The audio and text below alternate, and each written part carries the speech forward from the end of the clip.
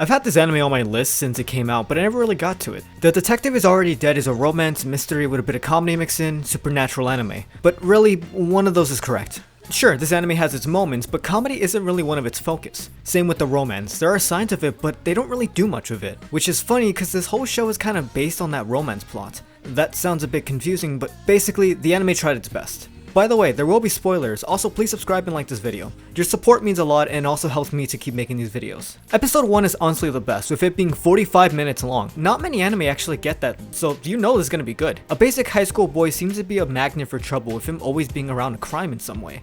And because of his unlucky nature, he was forced to go on a plane with a mysterious briefcase. All of a sudden, one of the flight attendants called for a detective, with this girl raising her hand. She then sees the protagonist and asks him to aid her on her mission. Once again, this has such a strong start and only gets better as it goes on, with the slight mind games that this girl plays to figure out what the true motive is, and then having this guy be some kind of monster with a cool fight scene. Like, what more could you want from an anime? It's great! The animation is spectacular, and it all ends with the protagonist throwing the girl the briefcase, only to reveal that that's her weapon. She had this whole thing planned out from the start. Somehow she knew that the protagonist was some sort of magnet for trouble. It's honestly pretty cool, and it really shows how mysterious and calculated this girl is. She reveals to us that her codename is Siesta, and asks for the protagonist, Kimihiko Kimizuka, or Kimi as she calls him. Siesta wants Kimi to join her on her missions. Of course, Kimi wants nothing to do with this because he just wants a quiet life. Fast forward a bit and we find out a small case at Kimi's school. This is definitely where the romance takes the lead here, with Siesta constantly coming over to Kimi's house and wearing his clothes and then even going on a small date with him. Though it's not a date apparently, I mean just, come on, it's totally a date. Plus look at this wedding bait. God, so cute. Overall, this is a great first episode, and I wish it stayed like this forever, but it is revealed at the end of the episode, as the title says, that the detective is already dead, meaning that Siesta is gone. We'll talk about that later. In episode 2, we fast forward a couple years and this girl is looking for the ace detective Kimi.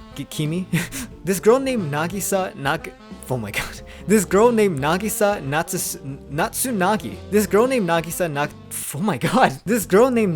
Natsunagi had a heart transplant and has a weird desire to see someone that she doesn't know. Kimi helps by saying that it's probably the old heart's desire and memories being put into her. You know, the classic like storytelling of like, yeah, that heart transplant has memories and those memories are being transferred into you. You know, that kind of cool sci-fi stuff. After some struggle, Kimi helps Nagi to find this mysterious person, which we learn that her heart is actually Siesta's. Yep.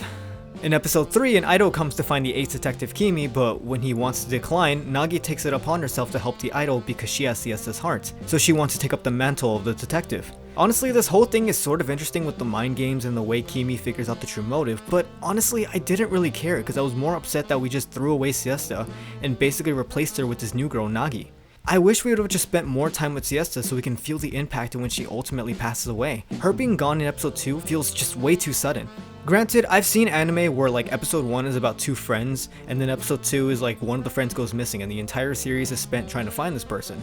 Those are good stories, if they're done right though. I honestly would have slightly preferred that, but as I mentioned before, this is sort of a supernatural anime, so things are gonna get weird.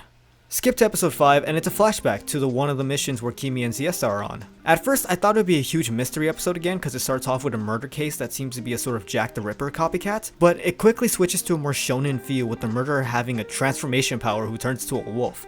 And then this girl comes and kills the wolf and has the power of genjutsu. Then episode 6 we abandon that for a bit because this little girl has amnesia. So we have some family time, with a bit of drama because Siesta and Kimi are still not dating even though they live together and have been working together for over 3 years at this point. Like honestly, the signs are there guys, just make out or something, I don't know. And then all of a sudden the plot comes back and this little girl is actually a huge threat because oh no, this girl, she's actually this girl. Yeah, it's one of those stories.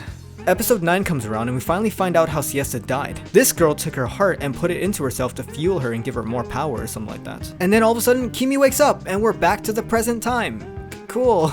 But oh no, the plot came back and whoa, Kimi suddenly remembers everything. With the help of one more flashback and with the help of Siesta, she takes over this girl's body and makes it so that she can live a different life. Which we learn that girl eventually turned into Nagi. So yeah, and then Siesta takes over Nagi's body for a little bit so we can have that final battle in our last goodbye. So, okay, so meaning that Nagi is actually this girl, who's also a lolly, who's also Siesta. And then happy ending with possible Nagi and Kimi romance, the end. And that's basically the anime. Yeah, I'm not joking, all that happened.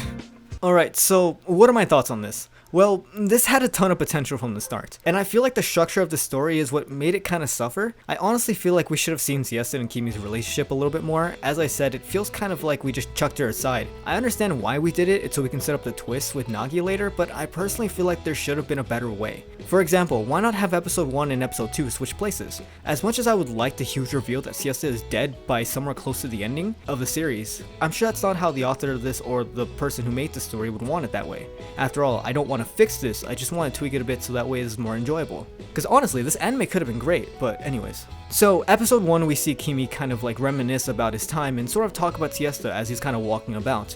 Leave her to be more mysterious as he sort of just like has small flashes of what she looks like and he looks sad and spaces out and stuff, you know? Then Nagi shows up, they have that scene and we learn that Kimi is actually the ace detective. We have that whole scene where they try to figure things out, and right at that reveal, right before Kimi's going to say that Nagi has Siesta's heart, we cut back to the past and let everything in episode 1 unfold. In my opinion, this is really cool because the audience may put 2 and 2 together immediately, but also might be in the dark mostly. Because it's like, wait, whoa, what's happening? Which leaves a small hook for us to enjoy. And then coming back to the first interaction with Siesta and Kimi at the end of the episode, if the watcher was paying attention, they would be like, yo, what? That's crazy! When they realize that, yeah, Nagi has Siesta's heart. You get it? Do I make sense? From then on, we then continue Siesta and Kimi's adventures so we can enjoy their chemistry, and so that we can really feel hurt when they switch back to the present time and realize that, yeah, Siesta is really gone. There is a tease at Siesta getting hurt, so maybe we can cut there and jump back to the present time immediately, just for a bit of foreshadowing and also that way we don't spoil the ending.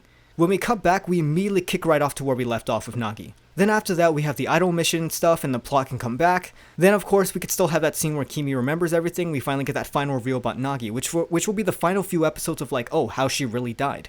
Because obviously Kimi forgets for a reason, so we need to kind of like let that be like shadowed in the back of his mind of like, wait, what happened to her? And he kind of needs to figure it out. Just like the us audience needs to also figure out, wait, how did she really die? I don't know, I personally think that this small change can really help the story, but that's just my opinion. Let me know what you guys think in the comments below. Also, go ahead and watch this anime, you may actually enjoy it. But anyways, yeah, I hope you guys liked this video. Please smash like on this video, it really means a lot that you would enjoy this video, so please leave a like. Also subscribe, I really need subscribers, I need to feed my cat, please.